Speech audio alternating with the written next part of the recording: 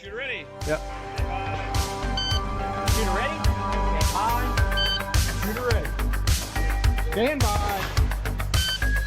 Shooter, are you ready? Stand by. Shooter ready. Stand by. Ready? Stand by.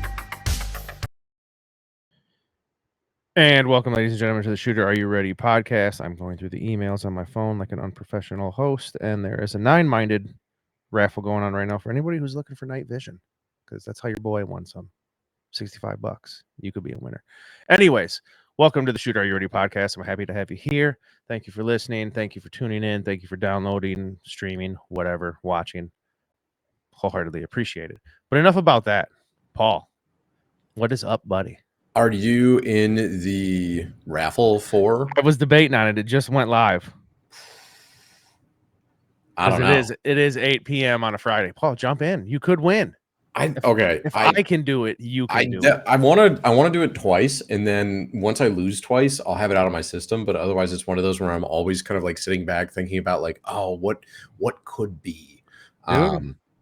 It's very interesting to me because like at a certain point, you're probably just better off like, hey, every Friday I'm going to transfer $60 out of my bank account into a separate account. Yeah, okay, and then, Tommy. You know, and then after 2 years, you'll have enough saved up for it or whatever it is. Yeah, but I mean that's kind of what it. Yeah, don't get me wrong. Buying nods is cool, but winning a pair, dude, winning feels so much better. Winning feels so much better than paying cash. So before we get into the meat of what this episode is going to be, we never get into the meat. Thunder, no, we really don't. It's always the appetizers. We always eat our way around it, and it's just like, ooh, a little potato salad. What about a potato ole? We never actually get to the actual thing. But we would. So night vision, I always thought of is kind of like, okay, it's kind of silly to want. Yeah. Like, how often are you actually going to use this? And then as part of Thunder on the Tundra, there was a night shoot where it's just kind of like show up. You could see kind of like what our buddy Tony from VC Optics was running. And like he had some really cool things that were out there too. Like he had some, it was like Pread, or it started with a P, but they were like thermal scopes and some night vision scopes that were there. And they were digital and they were incredible. I mean, we were looking out into the distance and I was making shots at 200 yards with these things. You could record your phone. It was really fun. Digital, recordable, affordable, Paul. Oh, okay. Damn, right? New sponsor. You're welcome, Tony. Use that one. But like Tony, super gracious. He was just like, hey man, like you don't have nods, come on over here. Why don't you put these on? Yeah. Because earlier this year at Mitten State, I won a full power laser. And I didn't really know what it meant to have a full power laser compared to kind of some of the down-tuned lasers that you'll find in the civilian market. Right. And then I was like, man, I don't know if this thing is on. And somebody was like, it was somebody off to my right, and I don't know who it was, but they were just like, yeah, it seems a little weak and things like that. And then a laser beam shot out of my gut, like the craziest one, like movie laser beam. Yeah. Lightsabered the thing at 200 yards. And I hear from down the line, yeah, that's the full power bastard over there that's just popping off. Yeah. I mean, just washed out everybody else's. And I was like, holy shit. Okay, I'm the guy right now. But eventually Tony was actually going to like work on selling those off to somebody else. But John, one of our buddies, was standing behind me, and he does have a PVS 14 night vision. And he was just like, hey man, let's see if we can walk this in on steel at 200.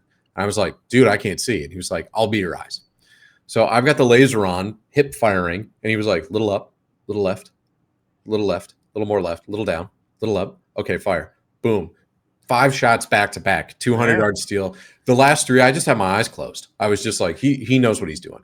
Yeah. I had the same thing with Show. I had the KP9 out there, and eventually Show's like, left, a little higher, aim right over the left shoulder. And then next thing I know, dude, ping, 200 yards with a 9mm. And I was like, look at me go. I'm basically a pro. I'm putting this down.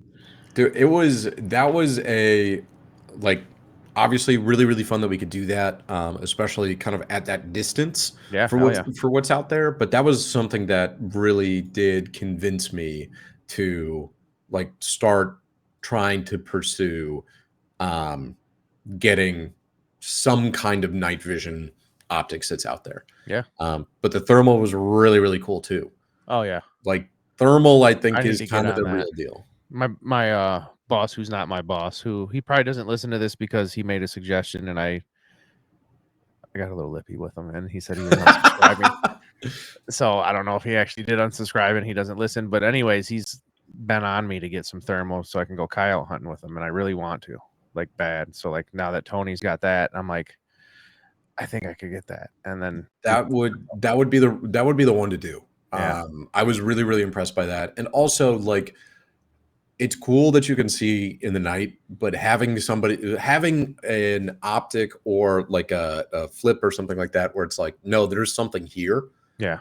And like you should draw your eye and focus in on that. I think that's like the next step.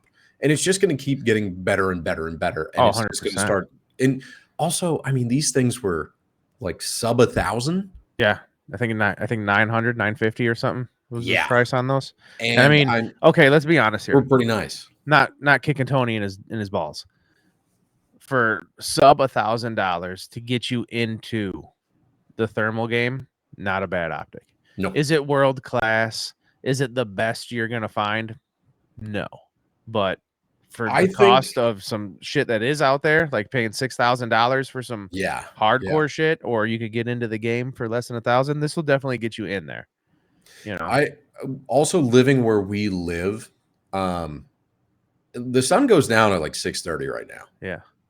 Like most of like from now, especially in the next couple of weeks where we get into daylight savings time. Yeah, we live in that area where, Paul, you get home from work and you take a nap.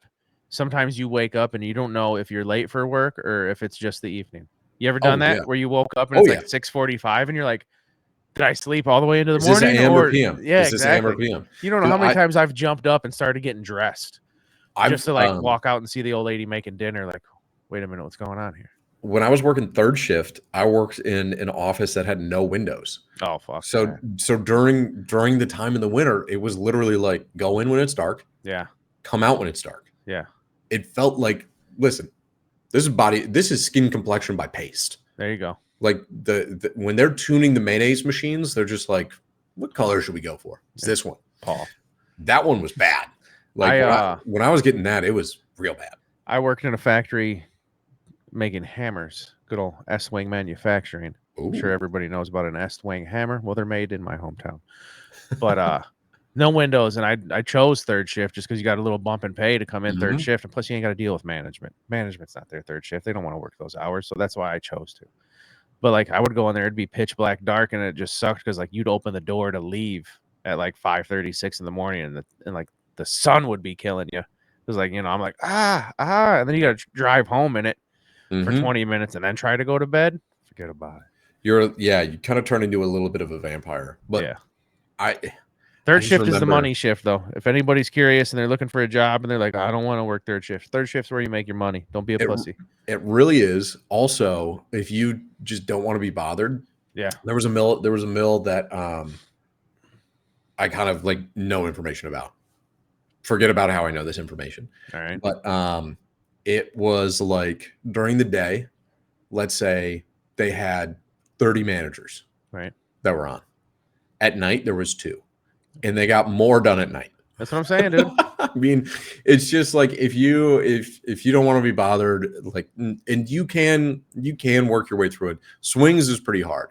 If you're doing Southern swings where it's like nights for 3, off for 2, days for 2. I hated that shit. Yeah, I did that. That's really, really tough. That's rough. Like you're going to work nights, Monday, Tuesday, you're off Wednesday, you come back Thursday for days, but Friday, Saturday, your nights. And I'm like, oh my goodness. One of the mills up by me, they'll do that, but you're guaranteed off a full 7 days. Oh. Like a full week, 1 week per month. So you get like a full 7 days, and they schedule it out pretty far. Yeah. So like you can actually like take advantage of it. That ain't bad. And then I think some guys, it can actually be like, hey, every third week you're just like off for the entire week. Oh yeah. So see, I worked. It can work. What was it? I think it was when we started doing this podcast. I was on like second and third shift. Sometimes, like it was definitely 2 p.m. to 10 for sure, guaranteed. That was my shift. But sometimes, at least 2 to 3 nights out of the week, I'd be there till 6 in the morning working a full 16. Like they'd be like, hey, you got to stay, and I'd be like, whatever, you know. It is what it is. But I liked that shift because I would wake up about 9 a.m. Even if I worked till 6, I'd come home, sleep for a few hours, wake up 9, 10. And then I could go to the range and nobody's there because they're normal people and they're all at their jobs. And so I could just do what I want. And then I go back to, go to the range for an hour or 2 and then go to work at 2. It was great. Granted, did I get sleep? Not really. But you give me 3-4 hours, I'll function for another 48. I'm good to go. That's tough for me to do. When I was working at UPS, it was like normally for like non-peak season, which kind of doesn't exist anymore. Right. It was like 3 a.m. to like 9. And that was Monday through Friday. We weren't delivering out of my facility on the weekends yet. And then when you got to peak, it started to be like 1 a.m., 12:30 till like 9 or 10. Yeah. So that was like pretty much UPS has always had through weird hours. January. For anybody I've ever known to work UPS, it's never been like normal hours whatsoever. No, and they kind of float because they you can track how many packages are going to be coming the next day. Yeah. So you can kind of be like, hey, we're kicking it up 20 minutes because they kind of like have all of the like math and science behind okay, you should be loading X amount of packages per minute. And like here's how many that are going to be coming to your facility. Dude. But I think my favorite shift, like a 7 to 3, somewhere around in there. Like I kind of like that because it was 7 to 3, and then it was like 3 to 11, and then 11 to 7 are like the most common. Yeah. And I really don't like second shift. Like give me the morning or give me the night. Now, don't get me wrong. I loved working second shift. I didn't mind going in from 2 to 10 because like you wake up somewhat early in the morning. You got time to run around, do your shit. You get to watch, fucking Price is Right. You get to hang out. You go to work. Management's not there. You do your thing. You go home. Reasonable time. You still get home around 10. Go to bed. Whatever. But like now, right now, Jamie has a crazy schedule. Oh, like you don't want to know. You don't want to know the pain that goes. I was actually going to make a Instagram clip of what my day is like because some people, it's hard being me right now. I believe it. I'm gonna run you through this, Paul. You're sleeping. You just passed out watching a 5-hour Star Wars Jedi lore video on YouTube. Not Cops? No, I can't sleep during Cops. I always wake up during the damn theme song. I do. Okay, so we've got the Star Wars lore video going. I'll watch Star Wars lore videos or World War II history videos, and I pass right out. Okay, so I watch that. 3:30 in the morning, my alarm goes off, and it starts with Sam Solik talking about, is this gonna be one day or day one? He's like, this is time to go, and then I'm like, snooze, and then it goes to CT Fletcher screaming at me, calling me, you better get your ass up and get in the gym, motherfucker. And I'm like, all right, it's time to get up. So 3:35, I'm up. I go to the bathroom. I do what I got to do. I get dressed, slam a protein pre-workout. I'm at the gym by 4. Damn. So from 4 to 5, I'm at the gym. And then what time is bedtime? About 8. About 8, I'll chew a couple multivitamins and a melatonin. Okay. Because some people are like, I get up at 3, and it's like, okay, well, you're going to bed at 6. So yeah, no, I get about 8, 9. Okay, that's respectable. And so gym 4 to 5 in the morning. Back home, cold shower. I've been doing cold showers for like a month now. Damn. Like just cold water, just one handle, turn it. Okay. It's awesome. It took about a good week to work it up, the courage and the math and the science of how to get in the cold shower without being a sissy. But you just got to get in there. You just jump in there, dude. You just get in there and do work. I do. This is gonna look weird for anybody who's watching, and if you're not watching, you're missing out. But what I do is I turn the shower on, right? So cold water's coming out, and I dive in like a ballerina kind of person. I get in like this. I go head first, and then I come up like this. Do you come in from under?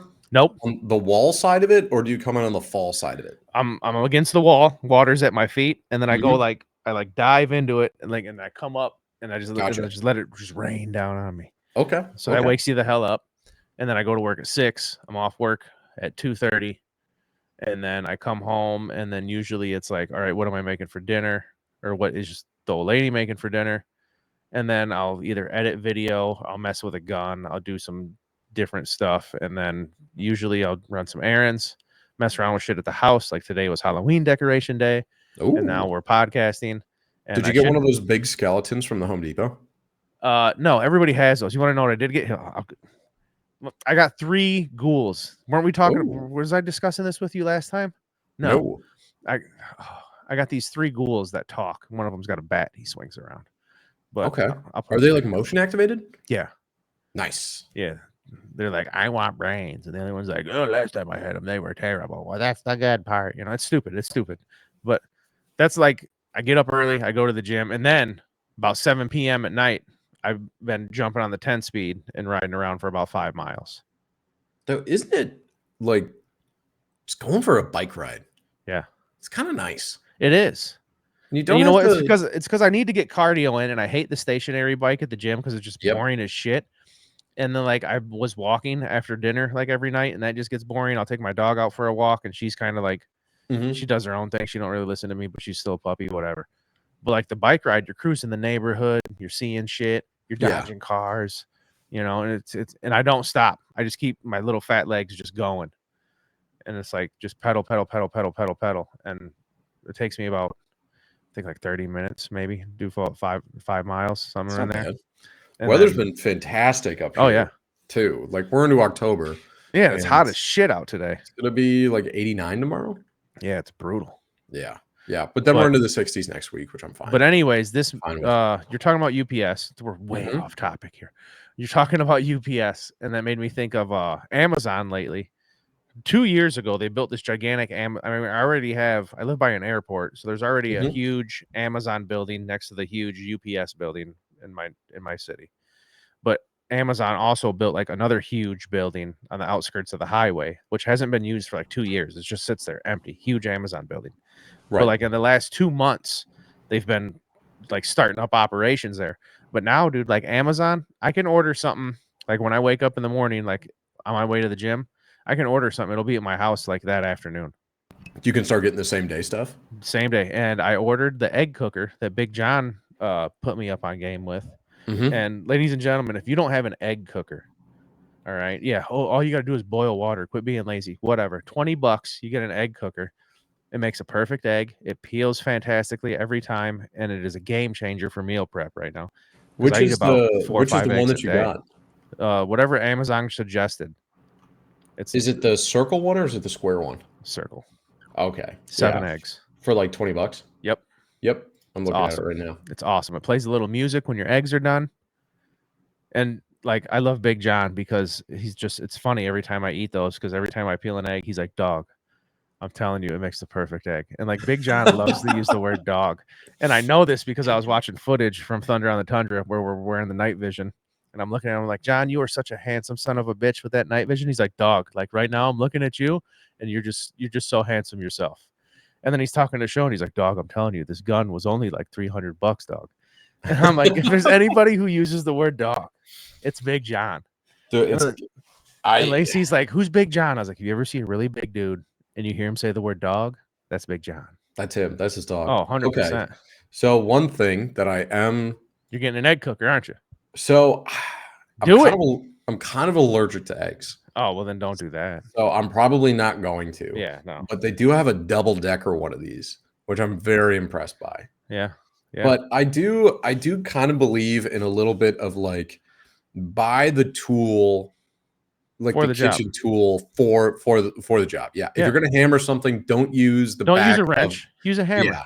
Use an actual hammer. Yeah. So like if somebody is out there and they're like, man, I really want to like, do all the like eat a lot of hard-boiled eggs. Oh, dude. Just get the hard-boiled egg cooker. It's kind of like, it's amazing. It takes like 7 minutes. Actually, no, I lied. Like 12 minutes to do like 7 eggs. Like if you get a rice cooker.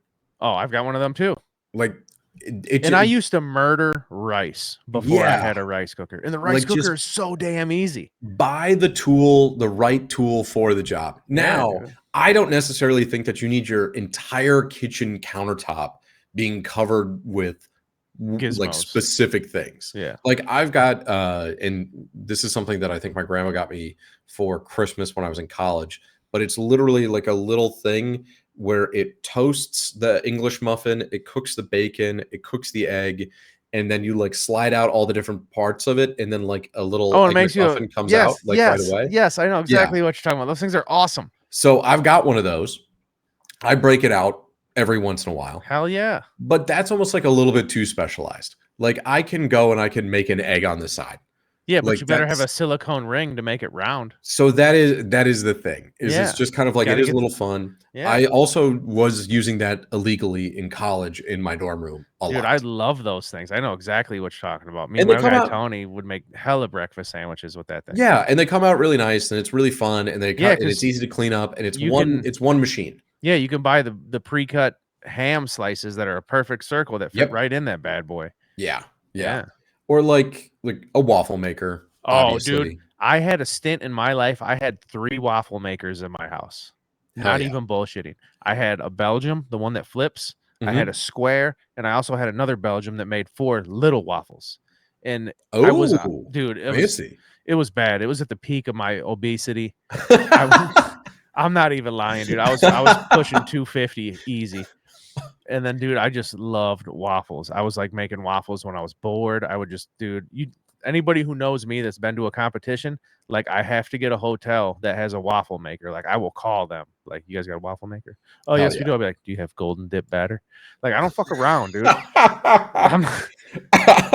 I'm like a waffle snob, dude. Like, don't be giving me no bullshit. There's like you can also do a lot of different things with a waffle maker. Kind I of like a made panini cornbread. press.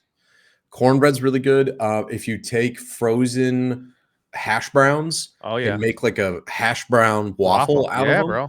that's really, really good in there. I've cooked eggs in a waffle maker before. I mean, there's like a waffle maker is pretty versatile in terms of like what you can come up with. I even have a George Foreman, and I forget I have it sometimes because I haven't used it in Ooh. forever. I've got an old school, not a George Foreman, but I've got another panini press that's out there that I do really, really like. You like paninis? Do like paninis. I like a hot sandwich. I like a hot sandwich. I Paninis also are amazing. So first hot take of the podcast here. A grilled cheese Okay. can have bread Right. and cheese. Yes. If you add anything else to it, Okay. it is now a melt. Okay. I see where you're going with that. A grilled cheese is Dude, bread and cheese. there's a the only food truck things. out here that specializes in grilled cheeses, and they get wild with it. Dude. They make all types of crazy shit. Back in my high if- obesity days. If they're doing a lot of cheese on there, that's fine. But if they're Yeah. like, we're going to add bacon to a grilled cheese, nope, now that's a bacon melt. Is it really though? Yes. Yep. All right. Grilled cheese. All right. Also, you should be cooking your cheese separate. What? You should actually be grilling the cheese. All right, this is weird. You're bringing in full on Wisconsin shit now. No. This is like, do you know who Alton Brown is? Yeah. Yeah, food science. If you're going to make the best grilled cheese that you can, you should be, because you want those crispy edges on the cheese. I Like suppose. the lacy edges that are all Well, around like, it. see, okay, You want you're that for Wisconsin. all of the cheese. You're a Wisconsin guy. You probably use like quality cheese. I'm a Kraft Singles man. No, you should be also doing this with Kraft Singles too. Oh, okay. You should be cooking your cheese separate, How and do then you should have the cook bread cheese? out on the griddle. You can cook What- cheese. Yeah, you cook the cheese separate. So you have that in like a everybody go look up Alton Brown's how to cook a grilled cheese because it'll change your life. This used to be a shooting podcast. Now we're No. arguing about grilled We're cheese. far past that. We're far past that now. Also, you should put a little bit of cheese on your bread so then the outside gets super crispy as well. What do you use? Do you use butter? I use mayo. Yeah. See, that's what I was wondering. Okay. Yeah. And get a grilled cheese does not need brioche. Right. Like brioche bread is too sweet for a grilled cheese. Yeah. Like a nice sourdough, something that's going to crust up really, really You well. love a sourdough, man. Dude, a sourdough is, if there's sourdough in my house, it will not survive the day. I think we've talked about that. You know It is a what? problem. Back in my high obesity days, Hardee's or Carl's Jr., whatever you want to call it, they Slept used to have the They double. had the sourdough. They had the double grilled cheese thick burger on sourdough. And boy, Fat Jamie used to fall in love with those things. Dude. That's like a sweaty fat too. Oh, That's not like dude, it was. that's not like a you're kind of like you're wearing No, it it well. was. That's I'm like not doing anything else after this kind of burger. you're the hot dog on the on God's roller grill at this Yeah, point in it time. was Just bad. getting a nice little sheen going for that. Like I can't eat that shit now. It's bad. Well, should we get trying back? to better myself. Should we get Let's back to talk actually about pretending to let's talk talk about shooting about for what this we one? did last weekend. So it was Thunder on the Tundra 2025. We survived the storm of Thunder on the did. Tundra We 2025. did. It was, And it blew in so hard. you were one of the competitors. I was one of the match staff for it. Fantastic job. So thank you. So let me back up a little bit to kind of like how it happened and kind of like what our goals were for the match. And then Oh. I saw you raised your hand there. I was trying to thumbs up Paul for his for the reactions there. Yeah. But let me back up a little bit. I'll talk about some of the goals that we had for the match, some of the props that we designed, and then kind of go to your opinion on that. How does that? All right. You hit me. Are we going So- stage by stage here? Or are you just No, laying we it won't all go out? stage by stage because I'll just kind of talk at a high level, kind of like what we were trying to do. So All right, hit it. some of the biggest changes that we did this year is we went to an AM PM split. So AM PM meaning you have squads that shoot in the morning, so 8 a.m. till about noon, and then squads that shoot in the afternoon, 1 till about 6. And then the next day it was like everybody only had three stages left, so they shot from like 8 till like 11, and then like 11 till 3. And that was one of the biggest changes that we did over last year. Stated goal for that, for me at least, was wanted to give people more time with the vendors. Mm-hmm. So we had Select Fire come out, and they were doing machine gun rentals. We had the Stenzel guys come out, which I've got a funny story with them. But they had their new rifles that were out there, one of them being Select Fire, the other one being Semi. Beautiful rifles. Yeah. Like Clay's got a video out on it. They look very space agey, and they look like they 100% look like something out of a video game. Yeah. Like they actually... You'll probably start seeing them in video games here soon as they kind of get the word out. But like the Joe Stenzel, the namesake, kind of walked me through all of the design decisions that went into that. And it was something old that is now new is probably the best way that I could describe it. But if you want more information on them, I would say like go look at their website, or Clay does have a video out there. But like I would definitely seek them out. But like AMPM goal, give you more time to shoot with the, kind of shoot the shit with the vendors, talk with them, do what you need to do, kind of get ready. And a lot more majors just kind of have that split that's out there. And it works. So, for a lot of them, it does. I think I set up the practice score a little bit wrong this year. We could have had more squads in the afternoon, so we could have more people that were being let in. But with it being the first time that we were doing this, kind of a learning experience when it comes to that. Yeah. Some of the groundwork that we did, it was myself, Scott, Ben, who came up with a lot of the stages and then took input from the rest of the staff. But we got together at a different range and said, hey, we've got some ideas. Let's get them down on paper, and then we're just going to try them out just to see how they flow. It's not going to be a 1-for-1, but maybe we'll do half of the stage and kind of see how this looks, or try to come up with some different ideas, because when you could actually see it in front of you, you might feel a little bit differently about it. Yeah. So we were able to do that, found out some things where it was like, hey, we should have them shoot from only 3 positions instead of 4, because 4 is impossible. Or like, hey, this kind of works on paper, but when you actually get this out as a stage design, it kind of takes forever. Yeah. And we don't want people to just be sitting around forever. Another one of our goals was to have smaller squads. So in the past, we had 20. This year, we had 12. So trying to get people through faster, so you kind of keep the good juices flowing. Right. But then also still having enough people where you can still kind of go forward and pace. So trying to take a holistic idea of stage design with kind of like engagement for folks, as well as how the whole match flowed together, was a lot of what we were trying to achieve.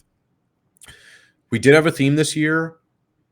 We didn't hit as hard on the theme as we have in years past, but I think that was fine. Some people thought it was Back to the Future. It was mostly just like shooting through time is probably the best way to do it. But we had like some World War I, World War II. We had a colonial stage. We had a pirate stage. We had a kind of like a saloon shootout stage. kind of like some different things that were out there. We had one where you had to slay a dragon, which was kind of like a quick burner stage where then you had to like dive into a Cooper tunnel. So we had some fun stuff that was going on there too. But like overall, one of the other goals that we had was how do we get more people recognized for shooting achievement? Yeah. So we did have a challenge stage that was off to the side where top 20 shooters in this challenge stage received a almost solid brass challenge coin with kind of a balaclava figurehead, and then the outside of it being like the doubloon from Pirates of the Caribbean. So trying to fit in kind of with some theme going on there. And then our shirt design was by Scott as well, which had kind of like a pirate flag theme to it along with our patches. So kind of with all of that condensed down into, okay, how do we put this on? I arrived the Wednesday. So staff shoot was on Friday. Saturday, Sunday was when everybody else shot. I arrived down there with the rest of the staff. On Wednesday, we moved around all the heavy stuff. Thursday, we set up all of the stages. Friday, we stapled all of the paper and had the staff shoot. And then Saturday and Sunday was when everybody else ran. And truthfully, because we did all of that pre-work with like trying out the stages and here's what works and here's what doesn't have, here are the diagrams for where we need things to be set up. All in all, we probably had like 18 hours of setup over the course of like 3 days. So I think like doing that groundwork, getting as much input as we could, trying things out beforehand, kind of doing inventory of what the range had and does not have beforehand, meant that we didn't have to set up for like 24 hours beforehand. Yeah. That makes sense. So if there's other folks that are out there that are, hey, how do I kind of like get going into a match, or how do I set some stuff up? Pre-work. Make sure that you go to the range beforehand, not like the day beforehand, but like 2 weeks before. How do these things look? If you're going there all the time, that's great. But like, making sure that you have an inventory of things, I think really led us to be successful in our setup. Now, whether we executed in terms of like shooter appreciation, I feel like we did. I'm always open to feedback. So if somebody, disagrees with me, please reach out. I'm Recaroni and Cheese on Instagram. That's probably the best way to get a hold of me. But if you were at Thunder on the Tundra 2025, number one, thank you very much for coming. If you were a vendor, thank you very much for attending. A sponsor, obviously, we greatly appreciate your sponsorship, and we want to make sure that we're continuing to earn your sponsorship. So if you had any problems with us, please reach out to me. Or if there's anything that you think that we could have done better or different, again, please reach out. And that goes for all attendees at this point in time. But that's just kind of like the pre-work that I really wanted to hit on, because it is very similar to like the pre-work that people should be doing for like, if you're just going to come and shoot the event, making sure that your rifle's zeroed, making sure that you have the right mags, like, doing a self-inventory and evaluation before you get to a match, no matter what that match is. I think is very important. And if you're the one putting on the match, making sure that you're doing essentially a self-match inventory is also very important. Hell yeah. Very well said, Paul. Thank you. This is the culmination work of 7 people where we started on this in like February of last year in order to get this put on. Because it's shirts, it's banners, it's waivers, it's talking to the range, it is, making sure that we've got the right steel. It's not an insignificant amount of work. The actual physical aspect of it, I just want to call out kind of like the total amount of time that we were there, just as like a hey, when you do all of the pre-work, when you actually arrive, things start to get pretty easy. Hell yeah. Okay, from my aspect, Paul, from what I've seen, this is my 5th Thunder, and Thunder holds a special place in my heart because Thunder on the Tundra was 5 years ago. It was the very first competition I ever went to. When I said this is close to home, I can try this out. I've gone to the range. I can shoot competition. I was right and I was wrong at the same time, right? You know what I'm saying? Because I can do it. Was I as good as I thought I would be? Hell no. But so I love Thunder. I'll always be there. I don't think there'll ever be a year I don't go to Thunder because, like I said, it's too close and it's special to me. But Mhm. out of all the Thunders I've went to, I felt this one ran very smooth. I felt the stages were damn good, and it there was a nice flow to it. Everything worked out. I liked the splits of the AM PM because it even seemed like past years when there was no split, there was a lot of. I mean, I'm not faulting anybody for this, but there was a lot of times where like you would get, fucking jammed up waiting for somebody, and that would make you be there all day. Whereas this Right. year, I didn't have to shoot till like 1 o'clock on Saturday and then 11 o'clock Sunday. Yeah, yeah. So The and first it rounds for the PM squads were probably going out about those times. yeah, and it worked out fantastically. Like I shot the stages I was supposed to shoot. There was no waiting. We were fucking moving along, and it was great. Great stage designs. Great stage designs. Thank you. And no 30-second bonuses for throwing bottles through holes in cardboard, which I greatly appreciated. So one of the things that I think we could have hit on a little bit better from last year was like more talking about what we wanted to achieve with those 30-second bonuses and how it Yeah, tied into the theme. And like how that all kind of like cohesively worked together. right. And you know what? Sometimes you got to try some stuff. Yeah, So, I get it. I'm not mad at anybody. yeah, so last year it was a video game theme, and like, you hit like a checkpoint or something like that, you get a little bit more time. And like it is there was some skill involved with some of it, Yeah, but like it also wasn't supposed to it was supposed to like factor into like everybody's time. And I think that we could have done a little bit better job kind of explaining that. So this year, instead, we went the route of some punishing, uh, um, not bonuses, punishing like FTNs, no shoots, yeah. like the time that went into that. So the penalty times. Thank you. I'm a big fan of HVTs. Yeah. So one of the things that we also did this year is we started to work in some like high value targets where it's like you get one shot at a clay. Yep. And we had a couple of those that were spread around, but the penalty for missing that shot on a clay was 60 seconds. Yeah, it was. So it really had I think like a gas pedal effect on some folks where it's like, hey, like fast, fast, fast, fast, fast, mags out. Oh shit, let's breathe. Let's think about this for a little bit because you can take your time on that. Like taking 15 seconds so then you don't get a 60-second penalty. Yeah. Like the penalties are so high that it really caused you to try to modulate gas versus brakes that were Yeah. out there. We did have a stage that I want to say only like 6 or 7 people finished clean, which was a long range stage. I've stolen this from I kind of stole the idea from a couple of different matches over the years, but It was none a of them son have of a bitch of really. a stage. I'm just gonna say that right now. Yeah, so it was one of those where all of your mags are held at essentially the start box, and then you've got 3 different shooting positions, 4 targets down at 200 yards, 150 yards, and 100 yards. You have to double tap each of them. No, 2 hits on each, no double taps. Right. And then when you run out, you have to dump your rifle and you have to run back to the start in order to grab your next mag. So the heavy guys, because they only required 1 hit on steel, did pretty good on this one.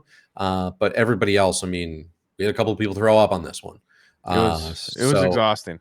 It was rough. So one of the things that we were talking about before this was like that was probably the most physical stage out of all of them. Yeah. All of them, some of them did have some physical components, but it was more like getting in and out of position or like kind of like leaning. And when I say physical, it's not like physically demanding like this one Yeah. was, but it was more so like, okay, you might have to switch shoulders, do some different things like that.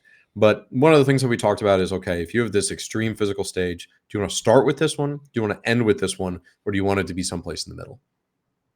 I was glad for me it was at the very end. That was my very last stage. Mm-hmm. Because I mean, after everybody, the whispers were going around about it. Man, you seen stage 1? You seen stage 1? Dude, stage 1 just got off stage 1. And everybody's like, "Well, what the fuck is stage 1?" But then, like, middle of the first day, everybody knew what it was. Everybody was like, "Oh, fuck, Yeah. stage 1's coming." But like, I feel for me, that stage is either gonna, for me at least, I don't know how everybody else's mindset is in these things, but I know for me, that stage was either gonna set the tone or it was gonna drag me down, Mhm. like for how the rest of that competition was gonna go. So that's why I was glad it was my last stage, because I just knew, all right, it's here. The Mhm. thing everybody's been whistling about. Everything you got left, you got to push into this thing. It wasn't, instead of, okay, here we are, Thunder on the Tundra, yeah, first stage, and then then I would have just been walking around. That thing just kicked my ass. Good Yeah, God, smoked. yeah. So I'm Um, glad it ended up for me last, as it, like I said, I just knew for like a day and a half. All right, don't get burnt out because you still have this stage at the end where you got to give everything plus 2% that you have left, and I did, and it sucked. yeah, and I'm gonna agree with you in that I would want it. I would want it on. Man, it's tough because I think I'd want it on day one, Yeah, but towards the end of day one. yeah. Only Well, because the people that had the roughest time with it on Sunday, day two, were campers, yeah. and then people that had a little bit too much fun the night before. Praise the king. Hey, hail, huzzah! Let's get some huzzahs in chat here, Huzzah. folks. But like I I can control how I feel going into, we'll call it the first day. Yeah, Going into the second day, though, I mean, sometimes it can kind of be a crapshoot where it's just like, hey, we went out, like, didn't like at Masters, didn't mean to stay out until midnight. yeah. Now we shot in the PM, so it really wasn't that big of a deal. And Right. you can control this. I'm not trying to insinuate that I'm like an alcoholic or something like that. But You do live in Wisconsin, Paul. yeah. But it is one of those where like, hey, you're torqued up, you're staying at an Airbnb with a bunch of guys, like from that first day, maybe you don't get the best night's sleep going into Sunday or day two. Like then like I would kind of want to do that on day one, but towards the end of day one. But that one was pretty tough. The other one that I think people kind of thought was really, really hard was actually the boat stage. And that was another one where I built all the props for that as well, where we actually sat your ass in a like 8-foot John boat. Oh, John boat. Yeah, flat bottom John boat, and put you on a swing, and then we had like a mast in front of you, and then you would just shoot your way kind of around this stage from a seated position. Yeah. So again, not physically demanding, but you were leaning to your left and right, and the boat did move. It moved a lot. It swayed. You know what? Yeah. Before we skip this boat stage, do you know the fan show has the cobalt blue fan that you can plug into the water? Yeah, that would have been ideal on that stage. Me and Show talked about that. I was like, dude, if we had your fan just blowing mist in people's faces as you're on the boat, really cool. That would have been badass. So originally, because when you kind of start out with anything, you start off with the dream. Yeah. And then it's like, let's trim it back to the achievable. Yeah. And originally what I want to do is literally put like a telephone pole in the ground, like a mast, and have like a big sail up on top, like in front of you. And then you would have to like lean and like possibly stand up and kind of go around. And then I was going to put like rope, like the sailor's rope, like on the props, and then literally have one of those, like a big fan in front of you with a hose spraying water all over you. Yeah. Unfortunately, in competitions, you have to build stuff where it's repeatable. So everybody gets the same experience. Yeah. And I just don't think that would have been repeatable in order for that to happen. But I think having the spray coming, I think that would have been really, really cool. Hell yeah. So I had thought about that. We had also thought about trying to rig it where like you would literally have the boat pulled all the way back. And then there would be like some kind of water barrel in front of you. And then we would pull something while you were in it. And then you would come forward and slam into this water barrel. So then essentially like the water would then spray on you for that. Like you're going through the waves.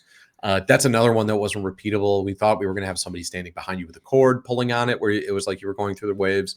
So again, big dreams. Oh yeah. But okay, what is achievable so that like 200 people can go through this in a weekend? The dream and the reality of things. Yeah.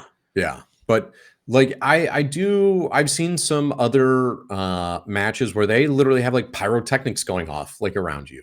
Nice. And like they've got smoke grenades that are going off. Yeah. And like those are very, very cool. We do have range restrictions that are out there. But like, hey, if you're in a position and then all of a sudden a firework is going off right next to you, trying to get into kind of like a simulation mindset, like I think that would be really, really fun.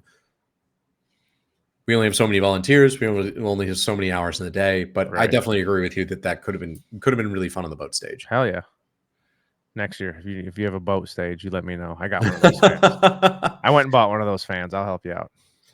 One of the other props that we did, I actually took a barrel, cut the top off of it, cut a square in the bottom of it, and then screwed it onto a wall prop that then had a hole in the middle of it. So then everybody had to shoot through this barrel. Yeah. So people with big muzzle brakes, shout out on Unrivaled, you either had to climb all the way into the barrel to try to get your muzzle brake out on the other side, or you just kind of had to eat it.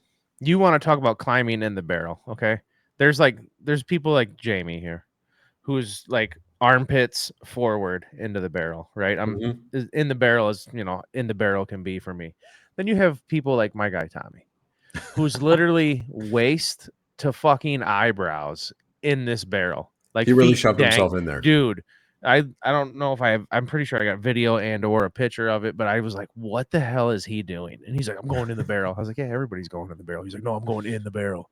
And he did. He like went all out. And I was like, what the fuck is this guy doing? But props to Tommy, whatever. That's my guy. But yeah, he was legit in that barrel. Yeah. And that was something that I really wanted to force people to have the thought. Yeah. Hey, do I just eat this? There was one guy that was shooting a Galil 308 on the staff match, and he had pretty long hair, and he had I think he had the stock muzzle brake on it actually, and his hair was getting like blown back. Oh, I'm sure. And that barrel was full of brass by the end of the day too. So Yeah. that was pretty fun to see there. We did have a pretty cool hoser stage where we had like 6 targets that were kind of arranged like a dragon that kind of came down, and it was literally just like ride it up. You've got a really cool video on that if people want to see kind of how that looks. Oh, yeah. But we had everything from like parring out with shots at 200 yards to like, hey, this one takes like 15 seconds. Yeah. So I think we hit a pretty decent diversity of stages on this one.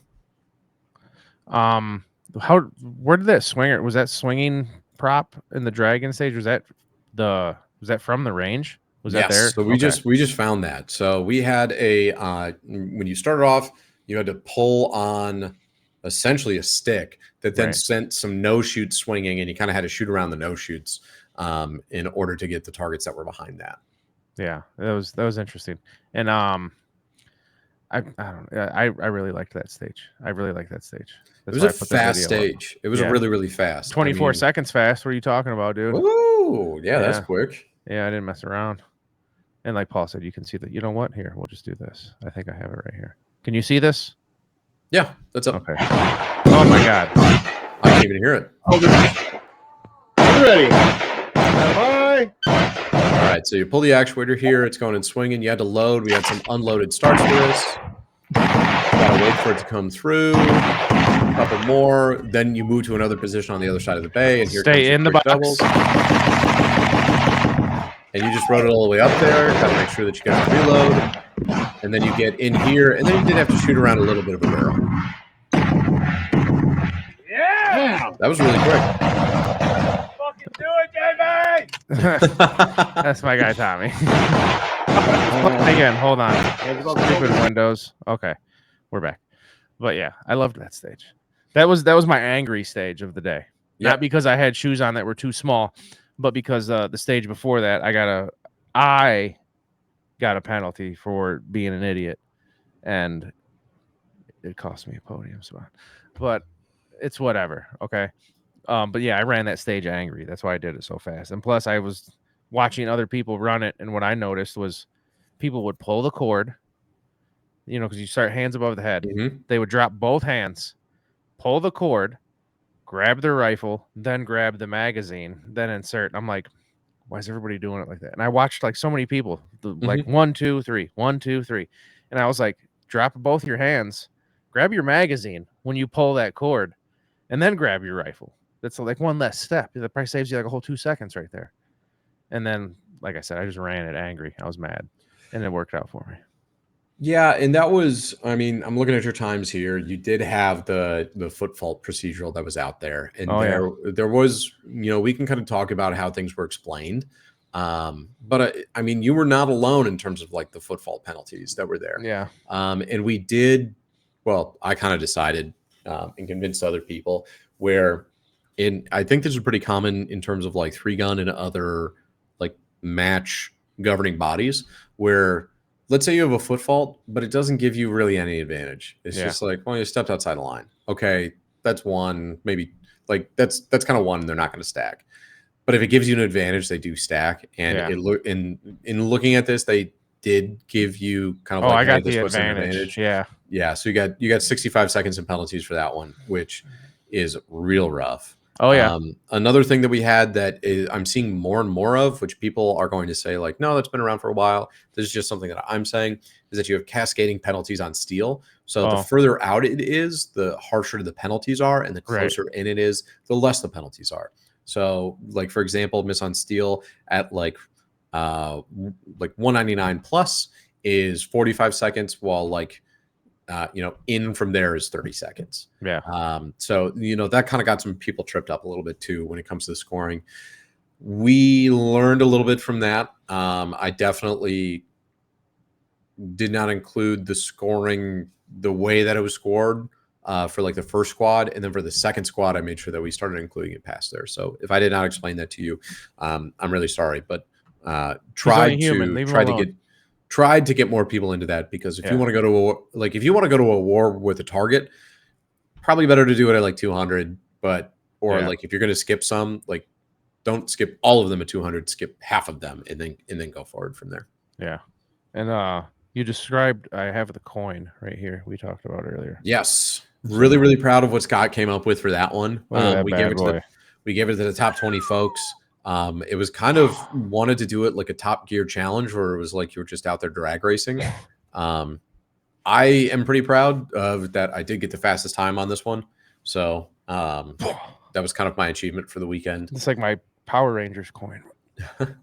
I've got mine on my desk over there someplace. Yeah, I had to have the lady bring it out. I had to send her a text real quick. I was like, "We're talking about the challenge coin. Grab it off the board and bring it in here." They are super premium. Like I'm really happy nice with the way that those turned out, and also for everybody that did wind up shooting that. I know that ammo's expensive, but I wanted to make sure that we recognized more people than just like the top shooters that were out there. For example, you got fourth. You had a great match. And I mean, you really came into this with, I think, a mental focus and like a demeanor that I haven't, not that you've been shooting bad recently, but that I really haven't seen you from a while. Like even other people have commented on it. You were shooting loose. Yeah. Not like with a screw loose or like, you were throwing shots or things like that, but you were back to having fun. Yeah. And I was happy where it was just like, hey, we've got our top 15 that are here where, they placed. But not all of those top 15 were the top 15 in terms of placement for this one challenge stage. Right. We had a lot of people that were out that came out and ran it where it was like, hey, this was like your win for the day. And I wanted to make sure that we recognize them. And I think that we achieved that as well. Yeah, it was awesome. It was awesome. But yeah, back to me, Paul, if you will. The point of the pod. No, honestly, this year I went in, I had a completely different mindset than I normally do. Like normally I'm just like angry at myself, telling myself, you got to do better than last year, which I always tell myself. And 8 out of 10 times this year I have. And this year it was just, I went with the mindset of like, clear your head. Don't let one bad stage or one bad shot get to you. Just you're using these rifles, these rifles. We're not just lollygagging and I just got this new optic, so I'm using this one this time. I'm sticking with these two right here, my 103 and my M23. I'm sticking with these because for one, there's no modifications on these. There's no K&S pistons. I mean, this does have an adjustable gas. I've never adjusted it, but there's nothing that I feel can go wrong with these because that's how they are. They're for the most part stock.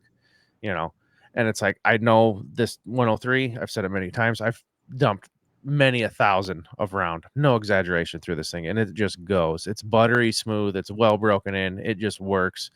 And of course, the M23 by Mark Krebs himself is a fantastic rifle, and it's awesome. I've got it just how I like it. Maybe right now, might still do a tweak or two, but I went in with the don't let things bring you down, Mhm. and then just like when you're on deck, get in your zone, dude. Like that very first stage, I kind of laughed at myself because the very first stage we shot, I'm like, all right, it's almost my turn, and then I had my Ray-Bans on. And once again, I hate to sound like a broken record. I went back to Spotify, play me some CT Fletcher. And so I just got this angry weightlifter dude yelling at me in my head, calling me a bitch motherfucker and get off your ass and do something, And I'm like, yeah, dude, you gotta do something, let's make it happen. Let's make it happen. Yeah. Tommy's comes up to me. I was like, I just held my hand in his face. I was like, not now. And then he just walks away. And then I shot the stage and I had to go up to him. I was like, hey man, I was just getting in my zone. I love you. Nothing but he's like, hey man, I understood what you were doing. He's like, I ain't mad at you. It worked. Look at you. You were doing great out there. I was like, I had the mindset of just get out there. Yeah. Don't put too much pressure on yourself. Just shoot. These guns. You've been messing with them for the last couple of weeks. Everything's sighted in it. Your height over bores on, this shit for the most part. I was zoned in and I felt good. I felt really good. Well, and I think kind of getting back to this, like you did the pre-work. Yeah. So like if you do the work beforehand, you can't like that's when you can start talking about, I think, expectations. But John and I talk about this all the time, and I'm going to butcher this quote, but it's like, don't be disappointed in the results because of the work that you didn't do. Dog. And hey, rifles are zeroed. I know which ones that I'm shooting. Yeah. I've got a lot of rounds through them. Like I'm not flutzing with stuff in the hotel room the night before. And we were talking about this too, and I think we can kind of lead into this a little bit as well. Like a match is not the time to say, oh, this is for practice. Right. Or even if it's a local. Yeah. Like, no. A match is not the time to be like, I'm figuring stuff out. A match is the test. Yeah. Like for the Practice. work that you've done before. So like when people are, I was ROing on the 200-yard bay for a lot of the day. And I asked a lot of people, how confident are you in your zero?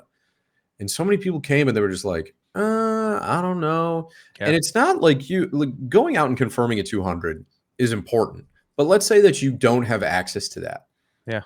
Like making sure that you have a good 50 now becomes even more important, or making sure that you have a good 36 or 25, like the one that you're going to go with is now very important. And if you just get out there and you stand and you shotgun a target and you just go like, well, I can hit this target. That's not doing the work in order to achieve the results that you want. Right. That is mag dumping into trash. Yeah. And I used to think that the folks at Thunder, the people that come every single year, I used to think that they were kind of like getting better and better at that. This year, with I would say some of the more challenging shooting aspects of it, height over bore, you only get one shot. We've got a lot of tight no shoots, 200 yards while you're winded. I think exposed a lot of poor pre-work and practice for a lot of people. Yeah. Now, for you identified that. Okay, what am I going to do to correct this? Yeah. And you did successfully. Like now there's kind of a blueprint for like what it does come forward. Yeah. You got fourth in your division. I mean, literally, you were like you're less than 10 points away from third place. Yeah. So I mean, or 1 foot fault, whatever, however you want to put it. It's fantastic. Whatever. Yeah. And I mean, there were some people there that could shoot.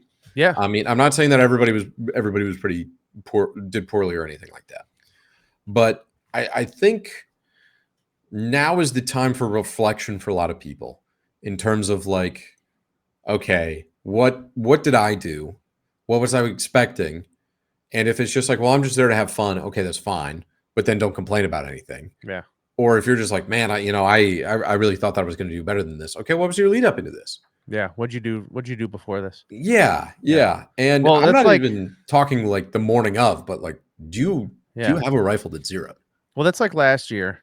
Like I said, last year was terrible for me. I shot like my first stage shitty.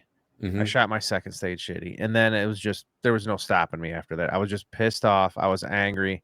And then a no shoot would just cause me to be in a fucking tantrum. You know, just like, what in the hell am I doing? Just pissed. Couldn't even get out of my own head. Sat in the hotel room all night just stewing. Woke up pissed, you know, and it's like, that's not the way to do it, Jamie.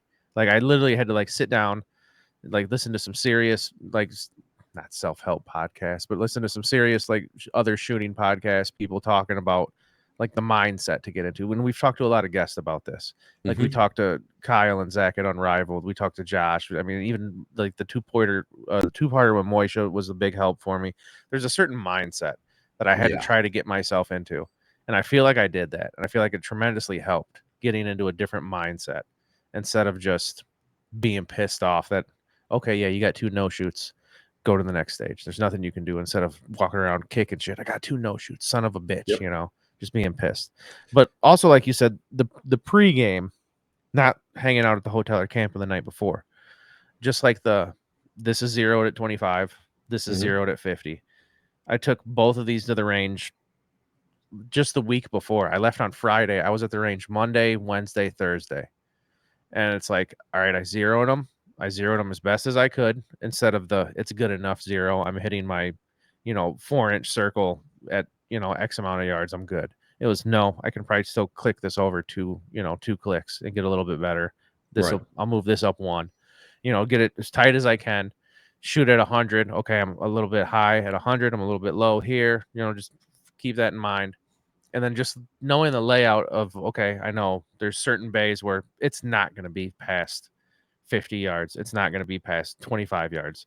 So this is my 25-yard rifle. This is my everything past 25-yard rifle because I know where this is going to hit. I know where this is going to hit. And I put in some good pregame work and it paid off because this is honestly the best I've ever shot at a competition. And it feels good now. I'll be honest with you. It took me a couple days of son of a bitching myself until I realized, what are you pissed about? Yeah, you got to take that pity dick out of your mouth every once in a while. Yeah. It took a while. Yeah, but like, but I did great. It's tough. Okay, no trophies for Jamie. You suck. But like, this is the best I've ever shot, and I can look back at everything and look at my scores and be like, you did pretty damn good, dude. Like, quit bitching. 4th out of 61. Yeah, it's pretty good. I'll take that. Yeah, and at what is considered a major. But any other thoughts on Thunder? Best year I've had there. Stages were great. The stages were, like you said, to everybody. I mean, mostly everybody that's there has been there since I've been there. Right. It's like everybody seems like a familiar face. I told you my story earlier about people talking to me, but if you said hi to me, I appreciate you. If I didn't remember your name, don't take it personal, but I know your face. I know I've seen you there before, and I'm happy to see you. There were quite a few folks that came up and said that they were a fan of the pod, which I also really appreciated. I greatly thank you for that wholeheartedly. Yeah. But it was, like you said, it was a reality check for most people compared to what it was last year. And don't get me wrong, I still enjoyed it, even though I shot like shit. Just the way the stages were laid out, it was a lot more of, like you said, do you know your height over bore? Do you know that there's only 4 inches of this target showing? Are you going to hit it? Or are you going to clip this barrel instead? Do you know, okay, you got to shoot to the left, you got to shoot to the right. Do you know your distance at 150? Do you know it at 50? Do you know it at 200? Are you going to be able to shoot a clay pigeon at 50 yards with 1 shot? Instead of, hey, keep shooting at it until you get it. I think it was a good, not necessarily the word reality check, but that's the only thing I can think of right now in my GED educated brain. But it was like a good, like, sit back and go, oh, maybe I should have took a little bit more time with this before I came out here. Yeah. And even for me, I wish I would have had like another day of just fucking around at the range. Yeah. It doesn't hurt. Eventually, you got to kind of put up or shut up. Yeah. And that is what matches are for. Oh yeah. You know, if when we go out, we can kind of design stuff or like challenges or practice based off of some of the other things that other matches that we've gone to, classes that we've gone to, just other things that we've seen online and stuff like that. Yeah. But you're never going to push yourself like you do on the clock. No. Or like in front of other guys, like dudes watching dudes on the clock. Yeah. And that's why matches are important, because yeah. it is that test of like, okay, where are you actually at when it comes to things? Yeah, going to the range, like you said, going to the range and I can hit this, I can hit this. That's that's a different animal compared to I got 5 of my buddies standing behind me. He just did 30 seconds. He just did 45. He just did 30. What the hell am I gonna do? Yeah. And then once that beep goes off, like you said, it's time, buddy. And it's like, let's see what you got. It's the pressure ball. And it's, everybody wants to pitch a shutout. Yeah. But like, how are you going to do that if all you do is complain, or if all you do is throw BP? Mm-hmm. The Brewers are playing tomorrow. I got baseball in my mind. No, that's fine. So it's I was throwing out it's a lot October, of baseball baby. analogies. It's the season. It's October baseball. But and they're playing the Cubs, which I'm pretty fucking pissed another about, thing you is said what that it I is. loved is do you have your rifle zero? And everybody's like, yeah.